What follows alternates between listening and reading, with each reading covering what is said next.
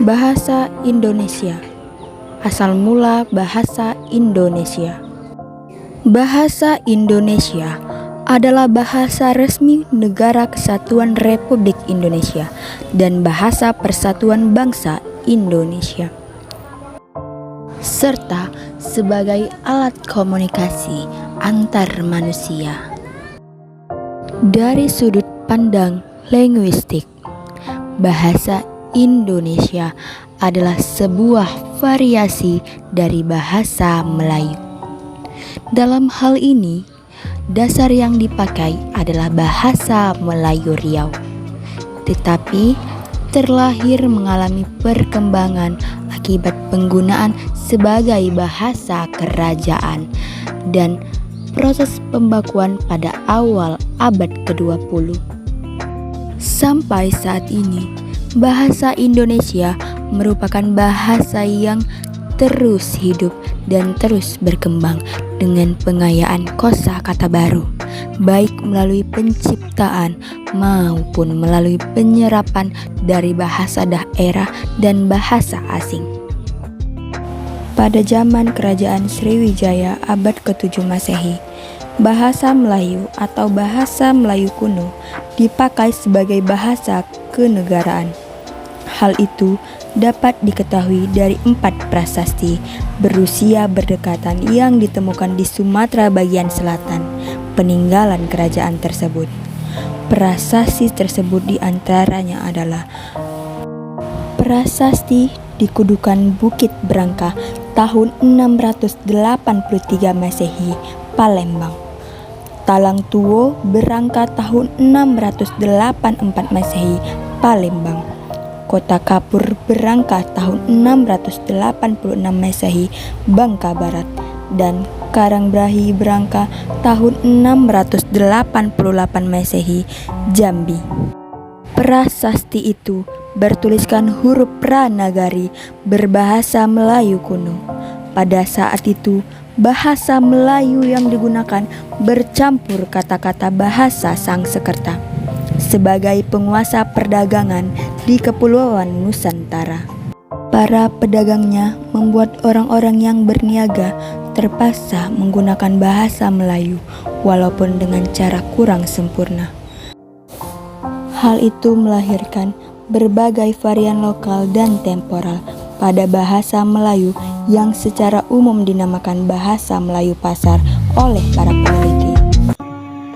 Penemuan prasasti berbahasa Melayu kuno di Jawa Tengah pada abad ke-9. Dan prasasti di dekat Bogor atau disebut juga Prasasti Bogor pada abad ke-10 menunjukkan penyebaran penggunaan bahasa itu di Pulau Jawa. Penemuan keping tembaga Laguna di dekat Manila, Pulau Luzon pada tahun 900 Masehi juga menunjukkan keterkaitan wilayah tersebut dengan Sriwijaya. Pada abad ke-15, berkembang bentuk yang dianggap sebagai bentuk resmi bahasa Melayu, karena dipakai oleh Kesultanan Malaka, yang kelak disebut sebagai bahasa Melayu Tinggi. Penggunaannya terbatas di kalangan keluarga kerajaan di sekitar Sumatera, Jawa, dan Semenanjung Malaya.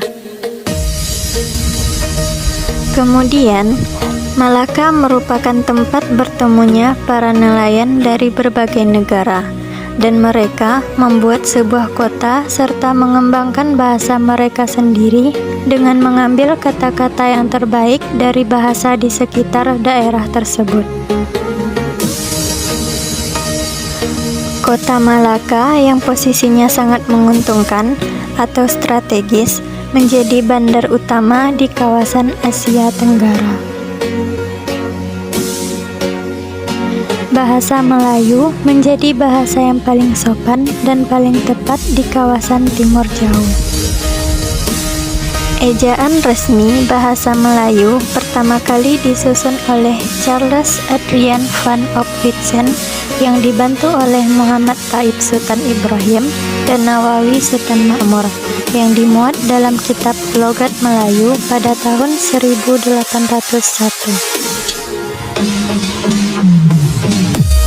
Proses pengesahan bahasa Indonesia sebagai bahasa persatuan.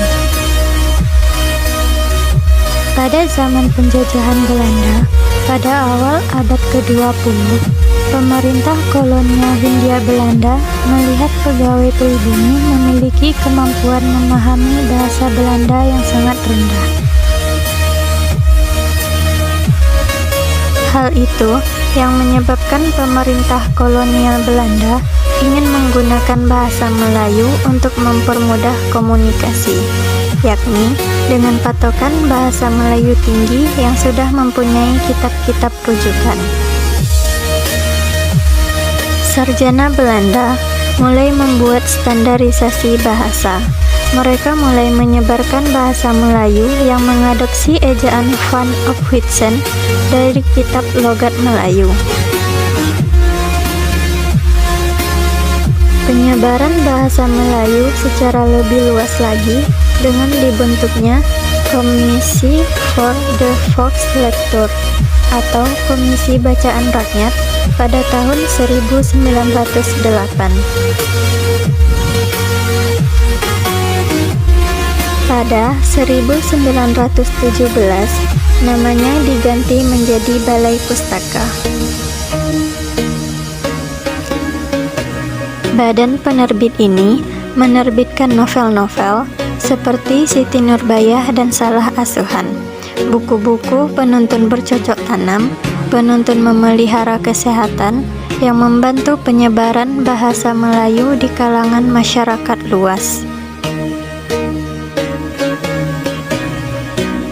Pada 16 Juni 1927, saat sidang Volksraad atau Rapat Dewan Rakyat, Cahya Datuk Kadjo pertama kalinya menggunakan bahasa Indonesia dalam pidatonya.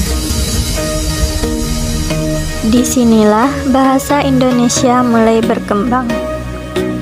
Pada 28 Oktober 1928, Muhammad Yamin mengusulkan bahasa Melayu sebagai bahasa nasional dalam pidatonya pada Kongres Nasional kedua.